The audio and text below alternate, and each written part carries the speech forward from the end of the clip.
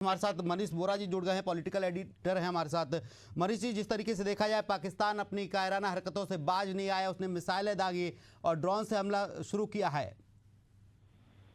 देखिए, पाकिस्तान अपनी हरकतों से लगातार बाज नहीं आ रहा है। जिस दिन से पहलगाम की घटना हुई है उसके बाद से लगातार वो हमारे बॉर्डर्स पर सीज फायर का उल्लंघन करता रहा है और उसके बाद अभी भी आज सुबह से या कल रात से भी हम देखें तो वो लगातार हमला करने का प्रयास कर रहा है और वो भारत के एयर बेसेस को, भारत के जो सामान्य ठिकाने हैं वहां पर अटैक कर रहा है। और अभी भी हम देख रहे हैं, अभी जो लेटेस्ट खबरें जो आ रही है उसके हिसाब से पाकिस्तान ने लगातार ड्रोन से और अपने फाइटर विमान वगैरह सबसे हमला किया था। भारत की सेना ने उसको मुंहतोड़ जवाब दिया है। पाकिस्तान के 3 फाइटर जेट को तबाह कर दिया है। उसने पोखरण पर हमला करने का प्रयास किया है। जैसलमेर में जो सेना का मुख्यालय है वहां पर हमला करने का प्रयास किया है। हमारे जो सुरक्षा उपकरण है उन सभी ने उन सारे हमलों को नाकाम कर दिया है और पाकिस्तान को मुंहतोड़ जवाब दिया है। और पाकिस्तान के जो F-16 विमान था उसको भी मार गिराया है। तो देखिए, ये इस तरीके से दिख रहा है कि जो पाकिस्तान के लगे हुए जितने भी बॉर्डर है राजस्थान एरिया के, वहाँ सारा एरिया में ब्लैकआउट का हो गया है। और देखा जाए तो कुल मिला के ये दिख रहा है सीधे तौर पे कि पाकिस्तान के साथ भारत का ये कहा जा सकता है कि एक तरीके से फुल फ्लैश वार ही चालू हो गया है। और राजनीतिक दृष्टिकोण से भी हम देखें तो भारत के अंदर प्रधानमंत्री, सुरक्षा सलाहकार और तीनों सेना के प्रमुख और CDS के साथ में मीटिंग चल रही है और भारत की तरफ से जवाबी हमला जो है वो चालू हो गया है।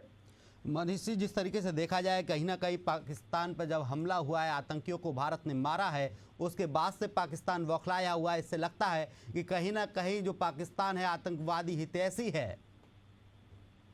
जी हाँ, देखिए बिल्कुल ये सीधे तौर पे दिख रहा है। पूरे विश्व को इस बात को समझना चाहिए कि पाकिस्तान एक ऐसा देश है जिसको हम कह सकते हैं कि आतंकवादियों की फैक्ट्री है। वो वहां से आतंकवादी जो पलते हैं, न केवल भारत में आतंकवादी गतिविधियों को अंजाम देते हैं, भारत के अलावा अमेरिका और अन्य देशों में भी वो आतंकवादी गतिविधियों को अंजाम देते हैं। और भारत ने जो किया था स्ट्राइक की, उस स्ट्राइक में उसने उन्हीं क्षेत्रों को निशाना बनाया था जहां पर उनके आतंकी बेस कैंप थे, जहां से वो आतंकियों को ट्रेनिंग देते थे, जहां पर उनका प्रमुख आतंकवादी छिपा हुआ था। तो आतंकवादियों को इस बात को पाकिस्तान के जो लोग हैं उन्होंने स्वीकारा है कि हमने आतंकवाद को पनाह देकर के बड़ी गलती की है और उसका खामियाजा आज पाकिस्तान को भुगतना पड़ रहा है। पाकिस्तान जैसा देश जिसके पास न खाने को है न गोला बारूद है, उसके बावजूद भी वो गिदड़ भक्तियां दे रहा था और ये प्रयास कर रहा था कि वो दिखाए। और देखिए, अभी भी जो कार्रवाई हो रही है, मुझे लगता है एक तरीके से वो अपनी जो देखिए वहां पर सबसे स्थिति को हम समझने का प्रयास करें तो पाकिस्तान में जो है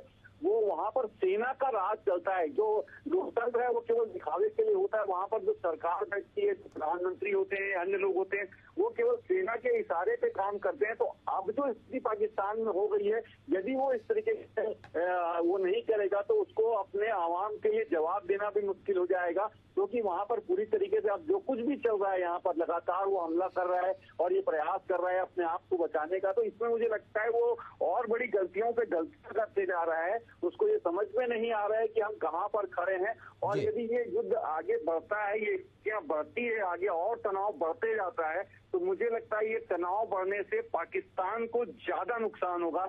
वो आर्थिक रूप से पूरी तरीके से खत्म हो जाएगा और यदि उसने इन बातों को नहीं समझा, अंतर्राष्ट्रीय स्तर पर भी जो प्रयास चल रहे हैं उन प्रयासों को भी नहीं समझा, तो मुझे लगता है पाकिस्तान को बहुत बुरे दिन निकलने पड़ेंगे।